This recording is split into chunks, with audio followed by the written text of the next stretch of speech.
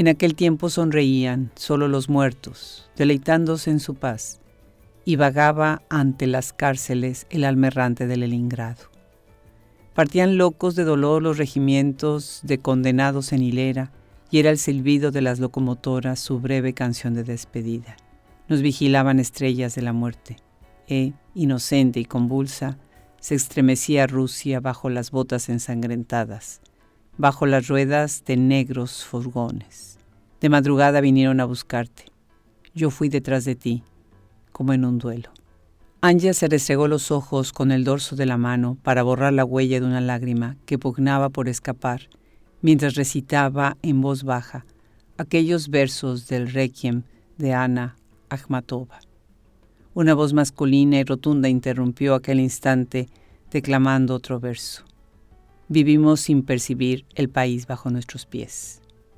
Este es el inicio del libro El niño que perdió la guerra de Julia Navarro, nuestra invitada especial de Hablemos Escritoras.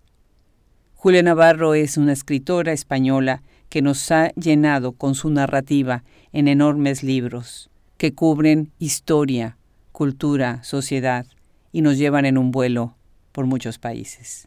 Julia Navarro nació en Madrid. Es periodista, analista política y escritora. Reconocida por su destacada trayectoria en medios de comunicación y por ser una de las novelistas contemporáneas más leída en lengua española.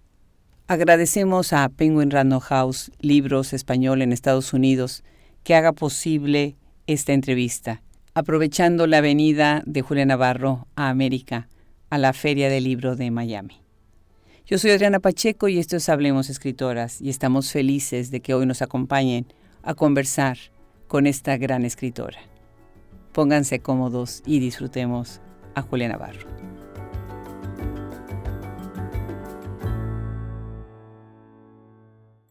Pues hemos tenido muchísimas oportunidades de leer a Julia Navarro, pero eso de que estemos en el mismo uso horario o casi en el mismo uso horario, porque ella está en Miami y yo estoy ahorita en Austin, Texas, es mucho más de lo que pude haber esperado, porque siempre pensamos, bueno, todas estas escritoras maravillosas de España, ¿cuándo vienen a América? ¿Cuándo vienen a Estados Unidos? Y ahora tenemos el gusto de que Penguin Random House la trae a la feria y obviamente, bueno, tengo este gusto, el privilegio de entrevistarla el día de hoy. Julia Navarro, bienvenida, Hablemos Escritoras, qué maravilla.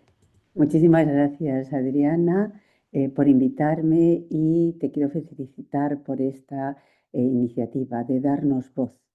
Es decir, lo que tú haces es darnos voz a las escritoras y compartir con otras muchísimas personas, bueno, lo que hacemos, lo que escribimos y hablar también de las cosas de la vida. Y alguien que abre un espacio como este, alguien que da voz, bueno, solamente cabe la felicitación. Pues muchísimas gracias. Al contrario, fíjate que me da mucho gusto que Mónica Delgado ha ayudado tanto ahora para que hagamos estos puentes que son muy importantes. Cuéntanos, Julia, ¿por qué vienes a Miami? Vengo a la feria del libro porque presento un libro que salió en español hace un año en Estados Unidos, El niño que perdió la guerra, y Sí. ahora sale en inglés. Entonces, bueno, vengo a presentarlo en la Feria del Libro de Miami. Es muy difícil para un autor español abrirse paso en Estados Unidos. Es realmente muy complicado, pero bueno, yo llevo ya varios años viniendo, soy perseverante y espero que algún día mis libros tengan recorrido entre los lectores norteamericanos. Claro, lo dices muy bien. Fíjate, acaba de terminar el Texas Book Festival, que es la feria del libro más grande de Texas y la quinta más grande del país.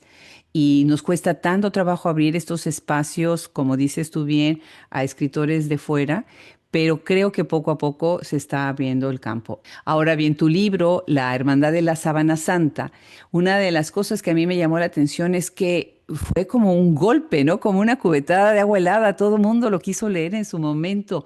Y bueno, sé un poco acerca de la anécdota atrás del libro, pero cuéntanoslas de nuevo. Bueno, la verdad es que soy o era una periodista que no creía tener ninguna cuenta pendiente con la literatura. Me dedicaba al periodismo, Había escrito libros de ensayo, libros sobre política, pero nunca una novela. Y un día que estaba con mi hijo en la playa y me tenía absolutamente desesperada, porque no había manera de, por favor, Alex, vámonos ya, un momentito, mami, déjame jugar un poquito más. Y yo que siempre le llevaba a la playa, me bajaba un montón de periódicos y me los leía del derecho y del revés. Aquel día, en mi desesperación, terminé leyendo los obituarios. ¿Sí? Encontré un obituario que hablaba de un microanalista forense que acababa de morir, Walter Macron, y que había puesto bajo su microscopio la sábana santa de Turín. Entonces venía una historia de la sábana santa, si era auténtica, si era falsa, el recorrido que había tenido en la historia, y aquello despertó mi imaginación y me puse a escribir una novela, sin saber siquiera si me la iban a publicar. Qué Así que increíble. primera sorpresa, me la publicaron. Segunda sorpresa, bueno, pues los lectores empezaron a comprar la novela y en 15 días estábamos por la segunda edición.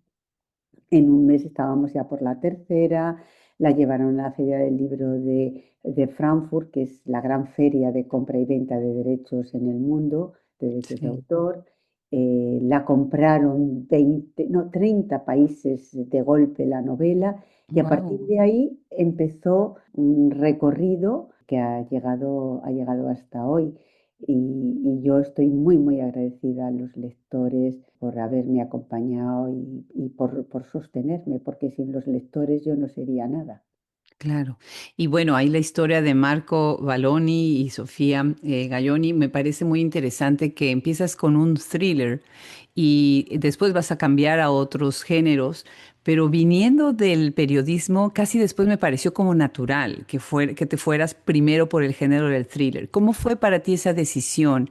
También de qué escribes una vez que ya eres periodista y quieres hacer ya obra de ficción, ¿no?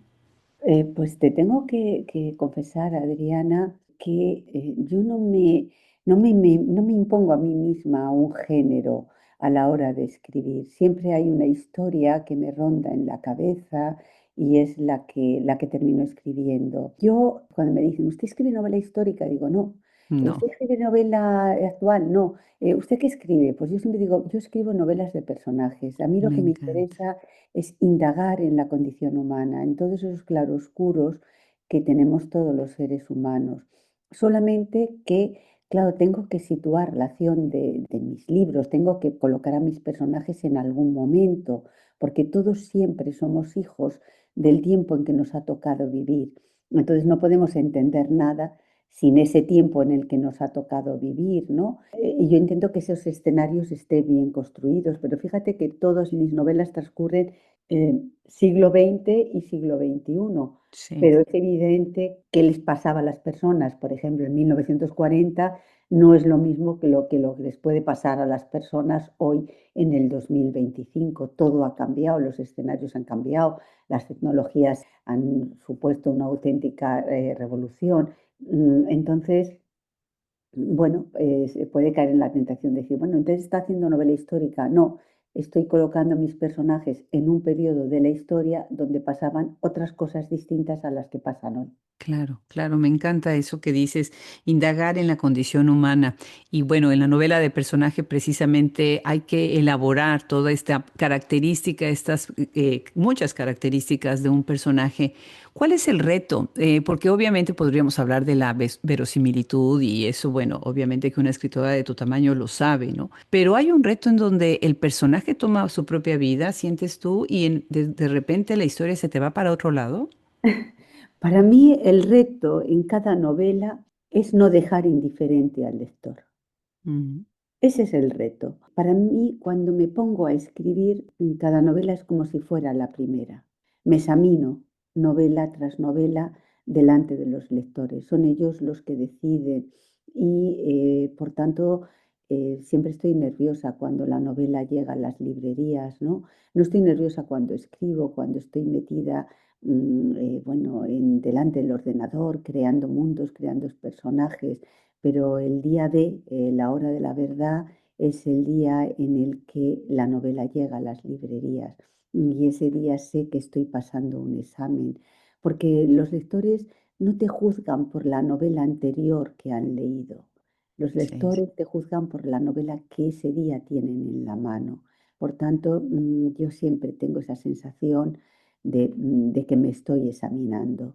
Y para mí pasar el examen es no dejar indiferente al lector. Claro. Y fíjate que esa es una de las consignas con Hablemos Escritoras. De hecho, casi fue por la idea que surgiera este proyecto, que a veces los lectores se quedan con un solo libro de una autora y se olvidan que que los autores, las autoras, lo que hacen es que también evolucionan a lo largo de su trayectoria escribiendo de un libro a otro. Entonces es magnífico cuando puedes leer, si se puede, toda la obra. Así que les invitamos a que hoy lean toda la obra de Julia Navarro, porque se ve como la pluma es otra, ¿no? El momento histórico es otro, hasta el ánimo, ¿no? De escribir. Una cosa que me llama mucho la atención, Julia, de tus libros son los inicios. Tú tienes el primer párrafo, a veces la primera línea, como en el caso, por ejemplo, de tu libro De ninguna parte, que dice, nunca he dormido con ninguna mujer. Y ese es el primer indicio de algo, ¿no? Me parece increíble. Y en cambio, bueno, el caso es distinto con el niño que perdió la guerra, porque ahí estás empezando ya desde, pues lo que sucede con Aya, ¿no? Y que está en este estado doloroso. Cuéntanos qué tan importante es para ti el inicio del libro y obviamente la evolución, pero principalmente esa primera frase que va a captar a los lectores. Pues vengo del periodismo, durante 40 años ejercí el periodismo y sé que las primeras palabras son las que enganchan a un lector. Por tanto, tanto el título de mis libros como sobre todo las primeras frases son fundamentales para intentar acaparar la atención del lector. Es una herencia del Mm, periodismo. Yo no me puedo explicar a mí misma como escritora sin el periodismo. El periodismo para mí fue una gran pasión y me enseñó mucho. Gracias al periodismo he vivido muchas vidas. He vivido claro. situaciones que no habría vivido, bueno, y además no tendría por qué haberlas vivido, ¿no? Si me hubiese dedicado a otra cosa. Entonces, esa herencia del periodismo, de el lead, las primeras palabras son fundamentales para que el lector decida si quiere seguir leyendo, si esa historia que le van a contar le puede o no le puede interesar. Claro, claro, claro. Julia, tú eres parte de la generación de la transición. O sea, ahorita que me estás hablando del periodismo y todas las cosas que viste, bueno, eras muy joven cuando empezó pues un cambio radical en España. ¿De qué manera esto lo traes después, viene a tu obra de ficción? Y bueno, obviamente ya lo que hiciste como periodista pues era mucho porque estabas recogiendo ese periodo de la historia para compartirlo y digerirlo a veces también a la gente, ¿no? Que tenga acceso a la información. Bueno, uno a veces está viviendo acontecimientos históricos sin darse cuenta de que son esos acontecimientos históricos. Franco murió cuando yo iba a cumplir 22 años, era muy joven, pero ya estaba haciendo mis pinitos en periodismo y para mí, yo creo que para mi generación, lo que supuso fue que se cerraba una puerta y se abría otra. Una puerta a la que se abría, que estaba detrás, estaba la esperanza de vivir en un país normal. ¿Qué quiere decir un Ujú, país normal? Pues un país democrático, en un país donde pudieran caber todos los que estaban allí, fuera cual fuera su ideología, fuera cual fuera su origen, su manera de ver el mundo, su manera de rezar, su manera, es decir, se abría la posibilidad de ser un país normal. Y también desde el punto de vista profesional, yo ya me incorporo un poquito más tarde, ¿no? Cuando ya Franco ya está muerto, está enterrado, y es cuando comienza realmente la transición. Son momentos muy difíciles, no fue nada fácil, porque tanto la extrema derecha como la extrema izquierda hicieron todo lo posible para que descarrilara aquel proceso. Cuando hablo de extrema izquierda me refiero sobre todo a ETA, que era ujú, una organización terrorista que mataba todos los días. Entonces, no fue un periodo fácil. La muerte de Franco supuso para las periodistas jóvenes, los periodistas que empezábamos, la posibilidad de escribir sobre política.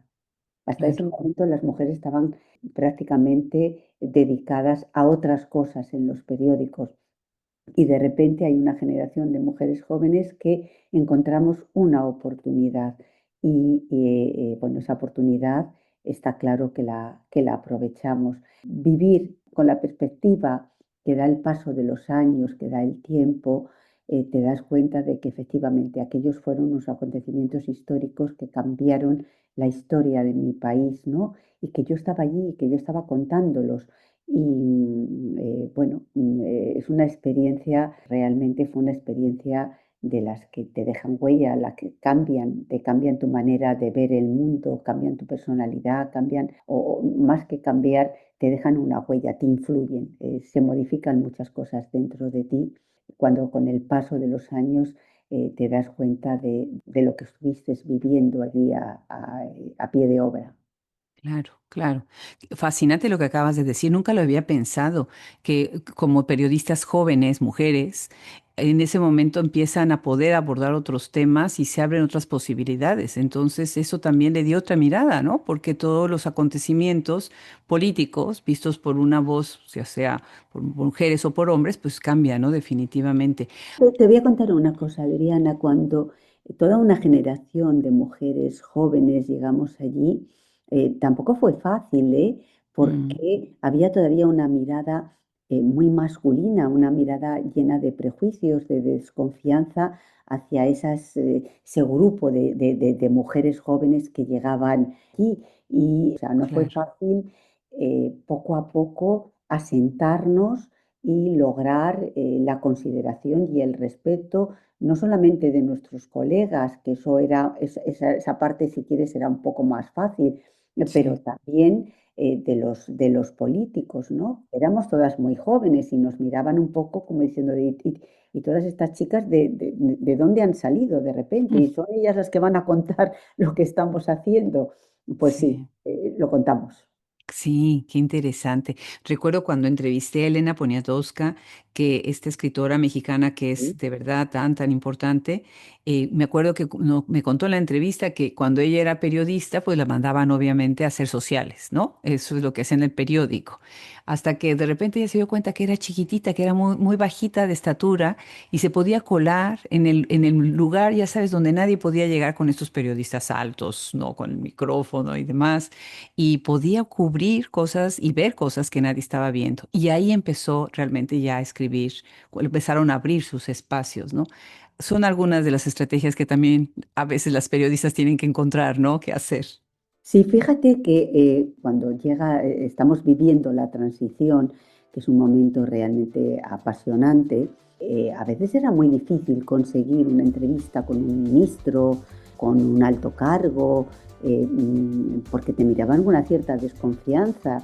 Y hubo un grupo de colegas mías que tuvieron una idea y es, la unión hace la fuerza. Vamos para que quieran darnos una entrevista, vamos a organizar un grupo, porque parece que ellos cuando hay varias se sienten más cómodos que si están solamente con una chica joven, así que frente a frente, y se organizaron lo que llamábamos los desayunos de Rich, que Ujú. consistía en que 5 mujeres periodistas invitábamos a desayunar estupendamente en el Rich a los políticos de aquel momento y por allí pasaron políticos, banqueros, cardenales, obispos. O sea, y era muy curioso porque si tú les pedías la entrevista tú sola, te decían que no. Al ser 5, te decían que sí. Y además porque los desayunos eran fantásticos. Y Y ustedes estaban lindísimas, seguramente, entonces estaban bueno, felices. pero ellos tenían, es decir, tenían una mirada un poco de desconfianza. Y Claro. yo, ¿cómo voy a recibir en mi despacho a esta chica o a esta otra? Entonces, con 5 parece que y además en un hotel, parece que se sentían como más tranquilos. Y conseguimos grandísimas exclusivas. Y de hecho, hoy en día, bueno, en los últimos años, han sido muchos las estudiantes de periodismo que nos llamaban y decían, oye, estoy haciendo mi trabajo de fin de curso, de fin de carrera sobre los desayunos del Ritz. ¿Cómo se os ocurrió? Y yo siempre digo, pues mira, la necesidad hace virtud. La única manera que teníamos para conseguir una entrevista con el presidente de gobierno o con un banquero era, o con un ministro, o con quien, un obispo, era, pues si éramos 5, parece que ellos se sentían más tranquilos. Me encanta, me encanta. Esta entrevista se saca el audio y lo sacamos en el script en español y después se traduce al inglés. Entonces lo leen los angloparlantes o quienes no hablen español y me va a fascinar ver la reacción de la gente pensando en estos desayunos, en una mentalidad completamente distinta y ajena a algo que para mí y entre nosotras como hispanas es distinto, ¿no? Bueno, afortunadamente eso ha cambiado. Yo me siento muy orgullosa de ver cómo en estos momentos en los medios de comunicación en España hay una mayoría de mujeres.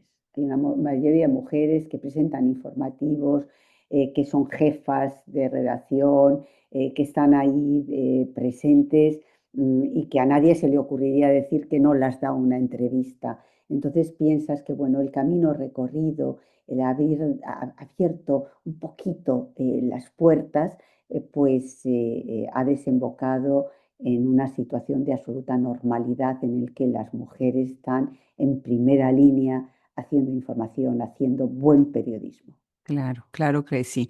Por eso en Hablemos Escritoras tenemos este espacio para las periodistas que hacen un trabajo tan importante. Julia, uno de tus grandes temas es la guerra civil. Y obviamente pienso, por ejemplo, en libros como Tú no matarás o Dispara, yo ya estoy muerto. Pero mucho de lo que estás escribiendo se actualiza de muchas maneras ahora, dolorosamente, fíjate, algunos de ellos, ¿no? Por ejemplo, pues lo que ha pasado con Israel y Gaza, en donde muchos de tus libros está presente Israel o todo lo que es entender la historia de España a través de también estar entendiendo lo que pasa en Medio Oriente, ¿no? Lo que pasa en esa zona del mundo. Cuéntanos cómo ha sido para ti ahora ver tus libros en este momento histórico en donde sí, efectivamente parece ser que eran necesarios que alguien desde la ficción nos contara también estos horrores de la guerra. Vamos a ver, todo el conflicto que se ha vivido en Gaza es un conflicto terrible. Yo en Dispara, yo estoy muerto. Fíjate, yo digo mis libros no son libros, no son novelas históricas. Quizá la única novela histórica es esa, Dispara, no Mm, yo ya estoy muerto, porque cuento los orígenes del Estado de Israel. Y creo ujú. que si, sin esa información previa es imposible entender nada, ¿no? Hay que conocer el pasado para entender el presente y sobre todo para saber dónde se quiere ir en el futuro. Y eso también cuenta cuando hablamos de la historia de España, ¿no? A mí me parece que es imprescindible conocer el pasado, que es una obligación y un derecho conocer el pasado. Pero también digo siempre que el conocimiento de la historia hay que dejarlo en manos de los historiadores. Es decir, son ellos los que nos tienen que contar en lo que ha pasado, aplicando pues, métodos absolutamente rigurosos y científicos. Lo que yo nunca dejaría es que la historia, porque no me resultaría creíble, nos la cuenten los políticos. Los políticos siempre te la cuentan desde un lugar, desde una parte, pero no, y lo importante es conocer de verdad la historia desde todas las partes. Eso es lo que yo hice en Dispara, yo estoy muerto, contar los orígenes, contar qué pasaba en Oriente Medio Sí, a principios del siglo XX, porque si no sabes que todo tiene que ver con el fin del Imperio Otomano y lo que pasó en aquel momento, lo que claro. hicieron las potencias, etcétera, que eran Francia y el Reino Unido en aquel momento, pues entonces es que estás condenado a no entender nada. Y con la Guerra Civil Española pasa lo mismo, ¿no? Claro. La Guerra Civil y la propia transición. Es decir, yo a los jóvenes hoy en día les digo, no, no, es que tenéis que estudiar historia, tenéis que conocer la historia, no solamente para entender en qué mundo estáis viviendo, sino sobre todo para saber qué mundo queréis construir. Claro, claro. Y ahorita que estás hablando tanto y mencionando el término historia, pienso en tu libro Una historia compartida, además con un subtítulo que me encanta, ¿no? Con ellos, sin ellos, por ellos, frente a ellos, o con su ignorancia. Muy provocador el título, lo cual me fascina y regresamos a este tema de que para ti los títulos son importantes. Acá dejas el género de la ficción y te vas a ir al ensayo para hacer Sí. un rescate de mujeres que no fueron reconocidas o que han sido sobre todo mal entendidas, ¿no, Julia? Vamos a ver, yo escribí ese libro porque yo creo que durante tantos y tantos siglos han sido los hombres los que han escrito y nos han contado la historia y han andado un poco despistados porque se han olvidado contar que nosotras estábamos allí. Y sin las mujeres no hay historia. Sin embargo, ellos Claro, no han contado la historia bien porque han obviado eso, que nosotras también estábamos allí y que no se puede contar la historia sin nosotras. claro, Pero yo al rescatar a todas esas mujeres menos conocidas o olvidadas o de las que no se sabe todo, lo que no quería hacer es lo mismo que han hecho ellos.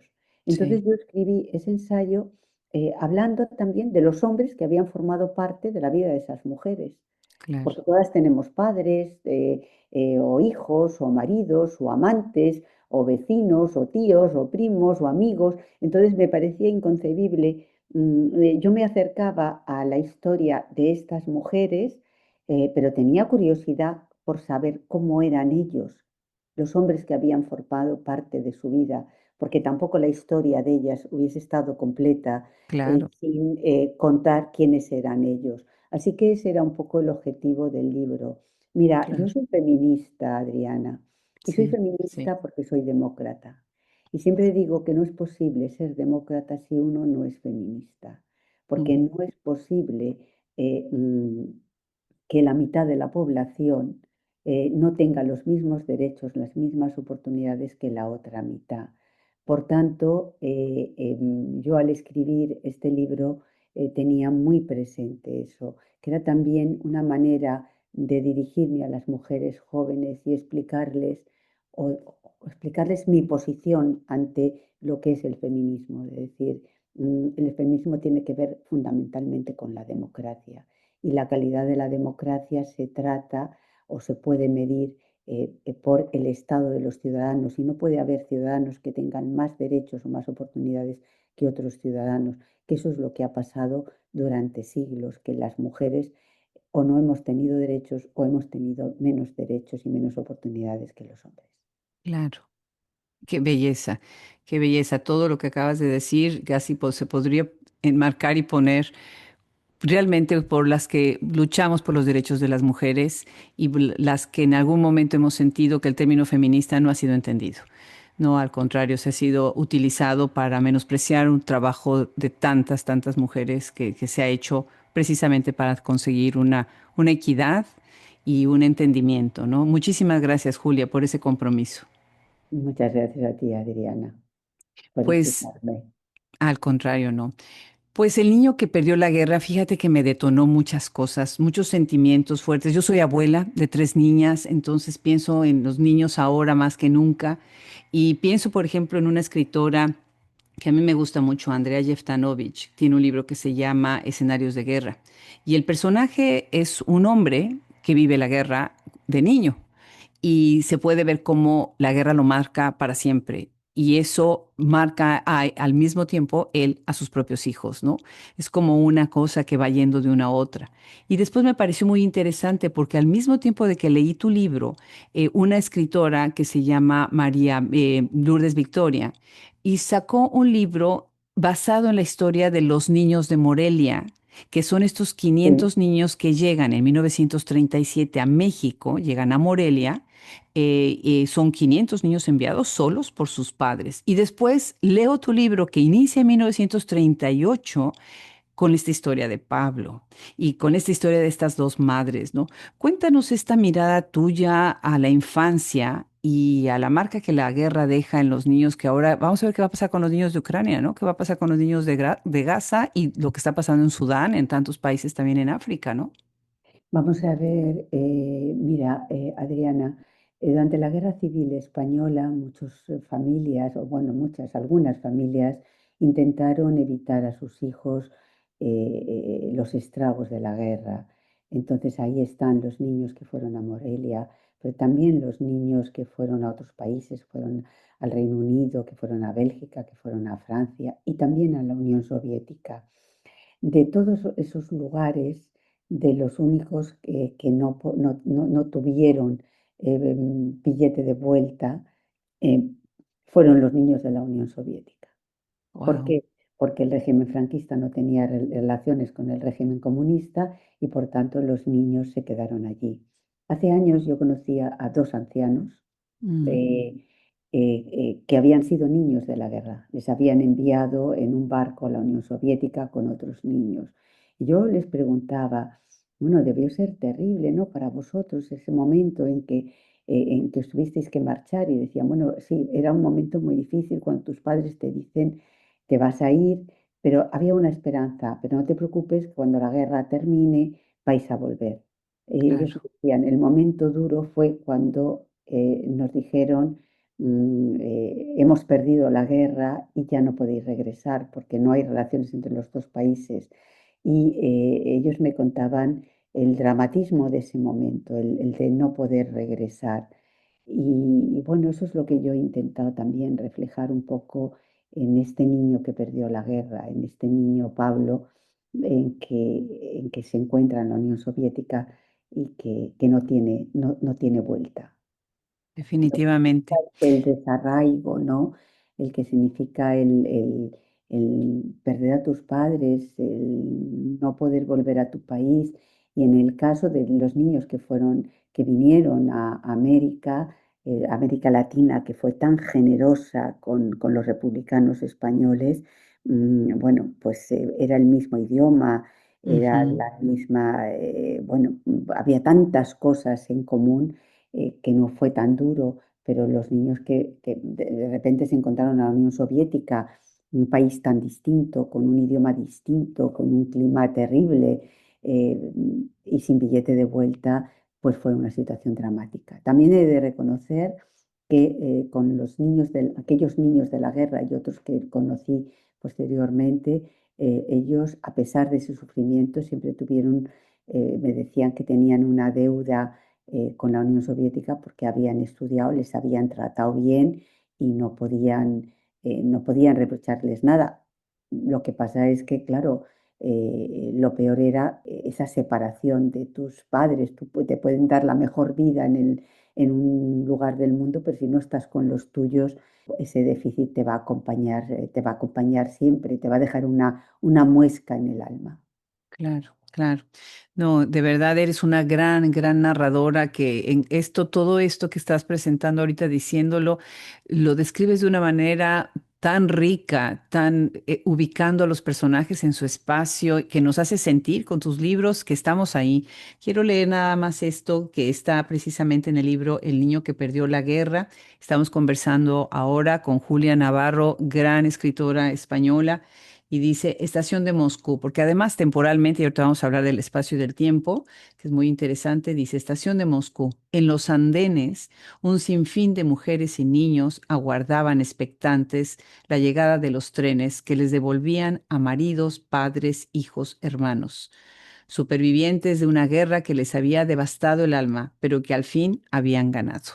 Este es el otro lado, es el lado de quien gana, y obviamente lo que tú también haces con tus libros es que estás mostrando las historias de un lado y del otro. Cuéntanos acerca de tu manera de escribir, por ejemplo, un libro así, ahorita tengo acá también frente a mí Tú no matarás, que a ver si podemos también platicar un poco sobre ese. ¿Cuál es tu proceso para, desde la ficción obviamente tienes también que sustentar la cuestión histórica? ¿Vas mucho al archivo o es tu propia imaginación elaborando la historia de cada uno de ellos? Vamos a ver, Adriana, yo la historia del siglo XX me la conozco, pero eso no significa que me la conozca con tanto detalle como para no necesitar documentación.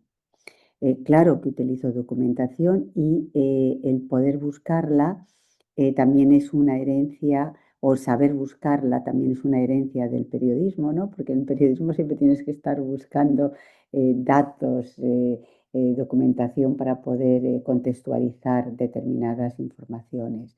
Entonces, por ejemplo, en El niño que perdió la guerra, yo necesitaba saber cuánto ganaba un funcionario en España en 1940. No tenía ni idea. Pues Ujú. lógicamente tengo que buscar esa información porque los pequeños detalles es donde el lector encuentra que una historia es verosímil o no lo es. Claro. Y por tanto yo siempre busco que el escenario esté muy bien organizado, muy bien construido para que no haya nada que chirríe.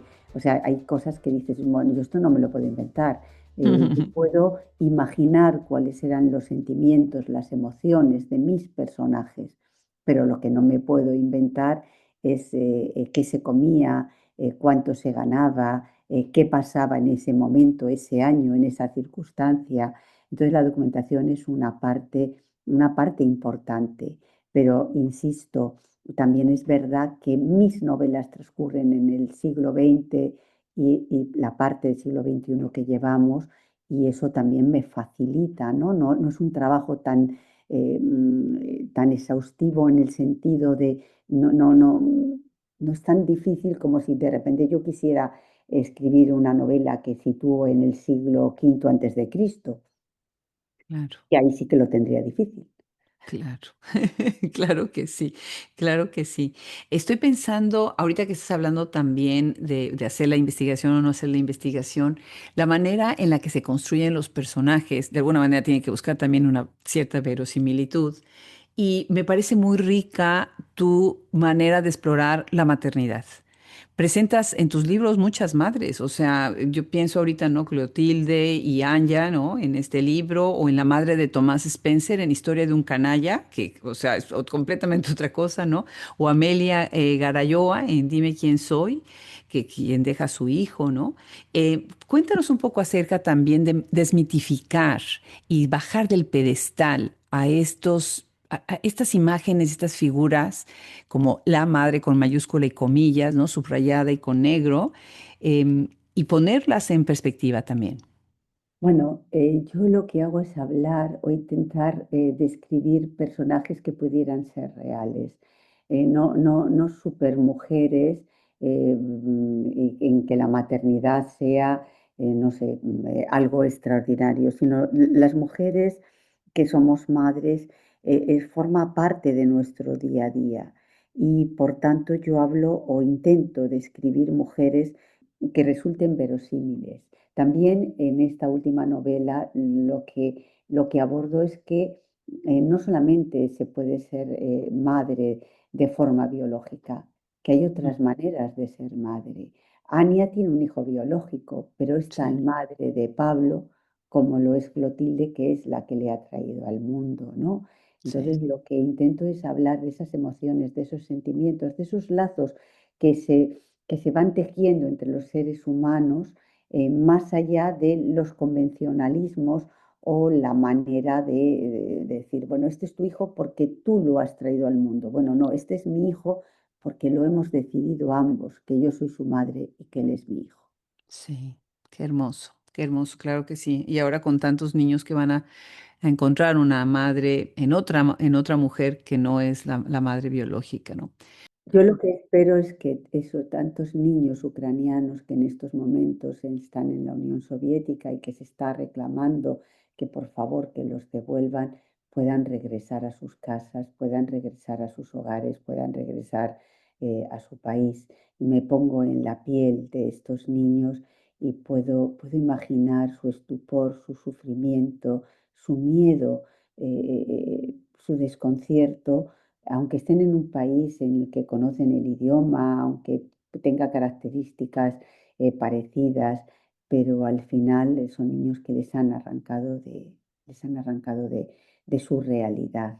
Que ojalá no solamente la guerra de Ucrania termine, sino que todos esos miles de niños que han sido desplazados puedan puedan volver a sus casas. Y lo Claro, mismo puedo pensar de los niños de las guerras de cualquier lugar del mundo, ¿no? A veces nos claro, fijamos mucho en los conflictos que salen en la televisión claro. y no nos fijamos o tenemos menos información de los niños, del sufrimiento de los niños de otros lugares. Pienso en Sudán, con una guerra terrible, o en Burkina Faso, o en Somalia, o en tantos y en tantos lugares donde los niños son las primeras víctimas. Claro. Qué fuerte lo que acabas de decir, muy cierto, y también yo deseo de todo corazón que eso suceda, claro que sí.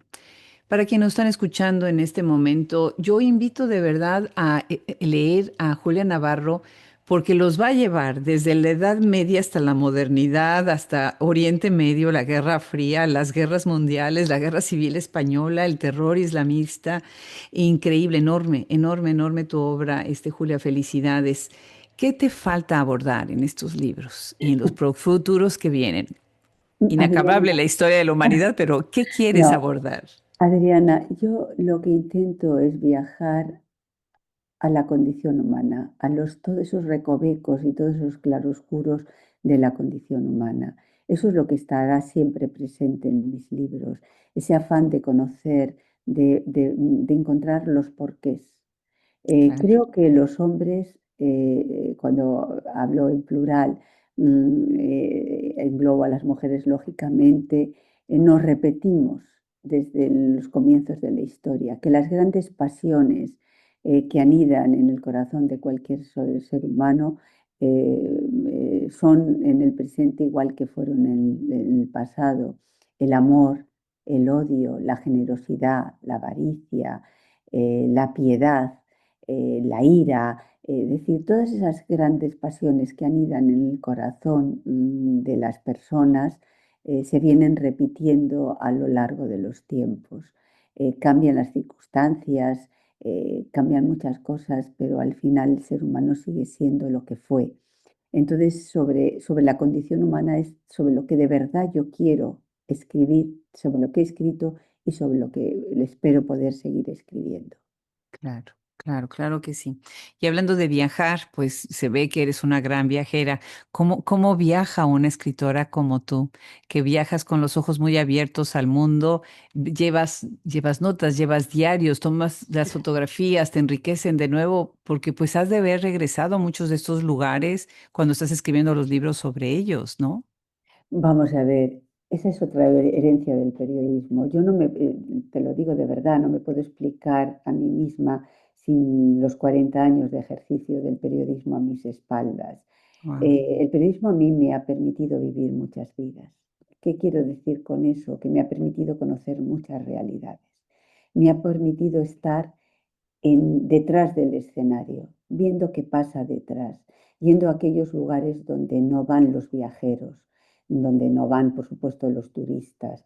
Yo, por ejemplo, cuando hablo o describo de ninguna parte un campo de refugiados en el sur del Líbano, yo he estado en ese campo de refugiados, pero no para claro, escribir este libro, sino porque hace años como periodista, haciendo unos reportajes en Líbano, pues yo estuve en ese campo de refugiados. Quiere wow, decirse que todas esas experiencias que he tenido como periodista, de alguna manera, bueno, se quedan en la retina, se quedan en el disco duro del cerebro y, bueno, van aflorando a la hora de escribir. Y todas esas experiencias están ahí, yo las voy volcando de alguna manera camufladas a través de personajes, a través de situaciones que tienen que vivir mis personajes, pero son parte de mi propia experiencia, de mi propia vida. claro, claro. Y qué interesante, o sea, 40 años de periodismo, que además fue un periodismo muy activo, ¿no? Entonces sí te desplazaste a tantos lugares y eso se ve, es increíble. O sea, ahorita que estoy viendo Tú no matarás, regreso a este libro, los personajes se desplazan a tantos lugares, tantos países, ¿no? Capitales importantes del mundo. Julia, quiero cerrar con una pregunta sobre cuándo ellos se van. Porque además recuerdo con este libro a uno de mis hijos que tuvo 4 perros y ya sabes, se hace toda una familia, él y su esposa, y se acaba de morir el último de los 4 después de tantos años, ¿no? Y este libro pues es también un homenaje a un ser tan querido como puede ser un perro. qué fue para ti escribirlo y hacer este homenaje y hacerte este regalo a ti para convidárnoslos a nosotros, o más bien el regalo es para nosotros al leerte a ti? Mira, Adriana, creo que el grado de civilización de un país también se mide por cómo trata a los animales. Ujú. Hace un año yo estaba escribiendo una novela que todavía estoy escribiendo, que no terminé, que estoy en ese proceso, y de repente se murió Argos. Argos era un pastor alemán de 13 años y medio, maravilloso, que había tenido problemas desde pequeñito, problemas en la columna, hernias, le habíamos operado varias veces, pero al final se quedó tetrapléjico. Y Mm. sus últimos meses, sobre todo sus últimos días, fueron terribles de dolor y yo me sentí impotente, pero muy impotente de no saber qué hacer para paliar aquel dolor. Cuando ya no podía andar, cuando ya no quería comer, cuando ya no quería beber, yo me empeñaba en que tenía que seguir viviendo. Le llevé a todos los hospitales, todas las clínicas veterinarias habidas y por haber, y en todas me decían lo mismo. Mira, déjale aquí, le pondremos suero y hasta que aguante, pero ya no tiene remedio. Y yo no me resignaba, entonces me lo llevaba a otro sitio y a otro sitio, hasta que al final una veterinaria me dijo, tienes que dejar que se vaya, tienes que Mm. dejar que se vaya porque se quiere ir, está sufriendo muchísimo, déjale que se vaya. Y en ese momento me di cuenta que efectivamente, que yo estaba alargando ese sufrimiento porque yo no era capaz de asumir que se tenía que ir. Así que tomé una decisión que fue difícil, muy difícil para mí, que fue en esa última clínica veterinaria que le pusieron esa inyección que se lo llevaba dulcemente. Entonces murió en mis brazos, abrazada a él, mientras yo le decía lo mucho que le quería y lo mucho que le agradecía que hubiese sido un compañero de vida tan estupendo los últimos 13 años, tan cariñoso, tan leal. Pero cuando ya se va, me quedé tan desolada que no sabía cómo gestionar esa emoción que había desatado en mí su muerte. No sabía cómo gestionarla. Y al final la gestioné de la única manera que parece ser que sé, que es escribiendo. Y Sí. escribí un libro pequeñito en el que cuento un poco cómo es la historia de los perros y los hombres, porque hemos estado juntos desde el principio, desde los albores de la humanidad, hemos estado juntos. Y cuento eso y hablo de Argos, de cuando se fue, y también de Barbie, que la adopté al cabo de unos meses de haberse ido a Argos, pero sobre todo lo que es una pequeña historia que forma parte de esa gran historia, de esa amistad entre perros y hombres. A mí los perros me han enseñado muchas cosas, Adriana.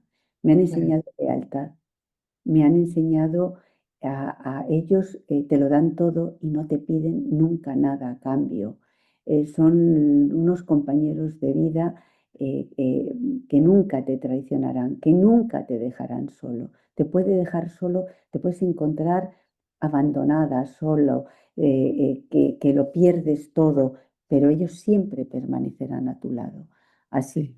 que este es un pequeño homenaje cuando ellos se van a esos seres peludos y maravillosos que nos acompañan a los seres humanos desde el principio de los tiempos. Qué belleza, qué belleza. Ay, Julia, qué suerte. Los que están en Miami van a platicar contigo en persona y te van a ver. De verdad, qué maravilla. Felicidades, Mónica Delgado, por haber hecho esto, Penguin Random House, que nos ha ayudado tanto en Hablemos Escritoras.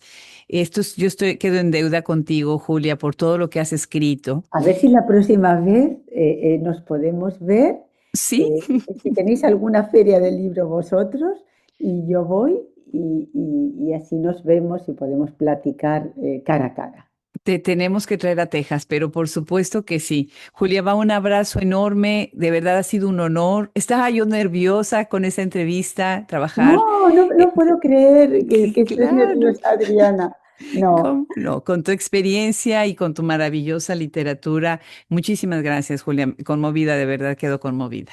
Pues muchísimas gracias, Adriana, por darme esta oportunidad de abrirme las puertas a personas que no me conocen, que no conocen mis libros y que gracias a ti me van a conocer. Pero sobre todo, gracias por tu sensibilidad, por tu talento y por tu apuesta por dar voz a tantas mujeres escritoras. Muchas gracias. Al contrario, un abrazo enorme, Julia. Hasta la próxima. Un abrazo, Adriana. Hasta la próxima. Este fue un episodio más de Hablemos Escritoras y le damos enormes gracias a Julia Navarro, una escritora brillante y generosa. Muchísimas gracias a Mónica Delgado del equipo Penguin Random House Libros Español en Estados Unidos, con sede en Miami. Gracias a ella hemos tenido la oportunidad de conversar hoy con esta riquísima escritora. La producción de Hablemos Escritoras es por Adriana Pacheco y Andrea Macías. Edición de audio y masterización por Cristian Josefi. Administración, social media, imagen y coordinación, Brenda Ortiz. Colaboradores del proyecto, Liliana Valenzuela, Francesca Denstedt, Anjane Delgado, Isabel Ibáñez de la Calle, Rosemary Salum, Teresa López Pelliza, Valeria Rey de Castro, Julia Santibáñez. Nuestra mesa LAM, Gabriela Polit, Gisela Cosac, Lorena Amaro, Marta Batis, Mónica Velázquez, Mónica Surmoc. Nuestra traductora Alice Banks y nuestra artista residente es Mitana Boykova Josefi. El diseño de Hablemos Escritoras es gracias a Enigma Diseño, la plataforma Nasolab y el tema y la música original Nando Garza. Yo soy Adriana Pacheco y nos da muchísimo gusto siempre tenerlos en este proyecto. Todos los derechos reservados.